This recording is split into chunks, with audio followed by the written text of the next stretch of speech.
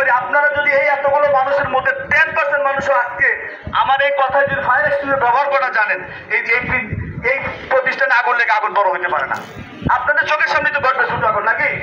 আমি হইব বড় আগুনকে ছোট করবো, আর আপনার ছোটটাকে ছোট করবেন, সহজ তো আপনাদের কাছে। তাহলে এই জিনিসটা দেখেন, আপনি আগুন লাগছেন, সঙ্গে সঙ্গে আপনার হাতের কাছে যে এক্সটিংগুইশার পান সেটাই আপনি নিবেন, নিয়ে সেফটিটা খুলে হাতের কাছে যতটুকু যেতে পারেন যাবেন। যাওয়ার পর 100% প্রেশার দিতে বলেছি। এই লেভেলে ফায়ার এক্সটিংগুইশার 20 সেকেন্ড ব্যবহার, না সরি 30 সেকেন্ড ব্যবহার করা যায়। এক টিপে ধরবেন, 30 সেকেন্ড মধ্যে বাইরে হইব। কিন্তু তার যৌবন ঝাল হলো 5 থেকে 10 সেকেন্ড, মানে 5 থেকে 10 সেকেন্ড সে ফাটাফাটি কাজ করবে। কিরকম কাজ করিতে দেখেন, করে ধরো।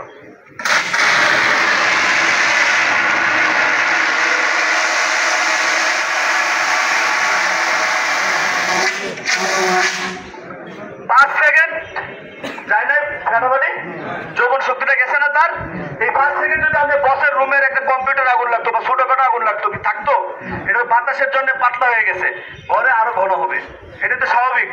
এই 5 সেকেন্ড যদি আপনি ব্যবহার করে দাঁড়ালেন, আরেকটা বোন বা ভাই আরেকটা নিয়ে আসলো, যেখানে তারা আগুন মারলে একটা দুটা মারলে কি ছোট আগুন থাকে ভাই বলেন? তারপরে এক্সটিংগুইশার গুলো অক্ষত অবস্থায় থাকে, আগুনে পড়তেছে, আপনার মতো বাইরে হয়েছেন। বাইরে হন, সমস্যা নেই, অবশ্যই আপনার জানটাকে নিয়ে বাইরে হবে, এটা আমাদেরই বলা। আপনার ফায়ার ফাইটিং করার দরকার নাই। কোনো আগুন আছে ছোটখাটো আগুন, ফায়ার এক্সটিংগুইশার লাগাই দিলে আগুনটা নিভে যায়। এটা পারবেন না? অনেকেই পারবেন না? পারবেন? দেহের যৌবন শক্তি কত? 5 সেকেন্ড বা 10 সেকেন্ড চলে গেল, এখন 20 সেকেন্ড বৃদ্ধকাল রয়েছে না, ওদের কেমনে চিল্লাই।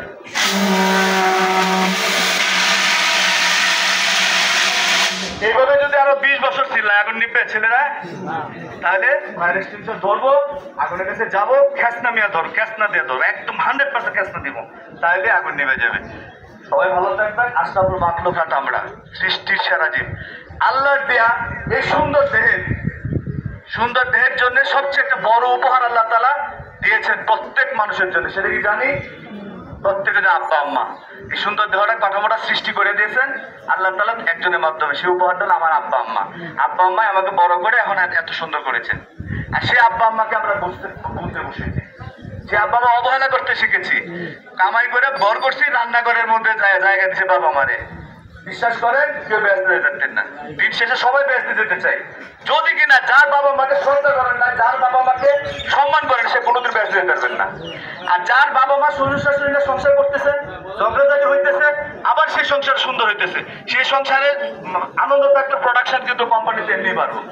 ভাই অনুরোধ সবার কাছে, আব্বা আম্মাকে খুশি করতে গেলে খুব বেশি টাকা লাগে না। আব্বা ভালো হচ্ছে না, আম্মা ভালো হচ্ছে না, শাশুড়ি আম্মা রান্না করে দেখলাম, নাতিরা নিয়ে তুমি খাইও, এতটুকু করলেই হয়।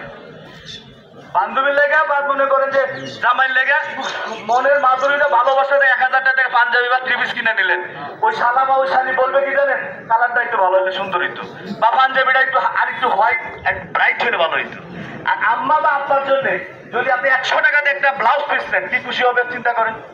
কিংবা আব্বার জন্য বড় কলা একটু বেশি দিলেন, এই কাজটি করেন, তাহলে সন্দেশ শান্তি থাকবে। সবাই ভালো থাকবেন। সামনে ঈদ আসছে, আবারও ঈদের শুভেচ্ছা। এবং 102 একটা নাম্বার আছে, 102 টাকা থাকুক না থাকুক, আগুন সংক্রান্ত, ফায়ার সংক্রান্ত, যে কোনো ফায়ার সংক্রান্ত, আগুন সংক্রান্ত কাজে লাগবে 102। কিন্তু মনের আগুনে দিয়ে না আবার, তাহলে আবার সমস্যা। সবাই ভালো থাকবেন, সবাই হাসি খুশি থাকেন, সবাই আব্বা আম্মা নিয়ে সংসার করবেন, এই প্রত্যাশা রেখে। আর এখানে যারা ফায়ার ফাইটার আছেন তারা থাকবেন, আর বাকিরা যার মতো কাজে চলে যাবেন। সবাইকে আবারও শুভেচ্ছা ফায়ার সার্ভিসের পক্ষ থেকে। আমি মোহাম্মদ ইকবাল হাসান, আসসালামু আলাইকুম।